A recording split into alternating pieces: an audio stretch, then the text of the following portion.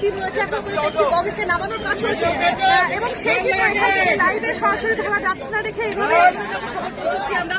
ইতিমধ্যে এলাকায় প্রচুর মানুষ জমা হয়েছে। যে ধরনের চিত্র আবারও গা শিউরে ওঠা চিত্র ইতিমধ্যে দেখা যাচ্ছে যে জুন মাসের যে ঘটনা, গত বছরের জুন মাসে করমণ্ডল এক্সপ্রেসের ঘটনা, সেই ঘটনা কিন্তু আবারও কড়া নাড়ল।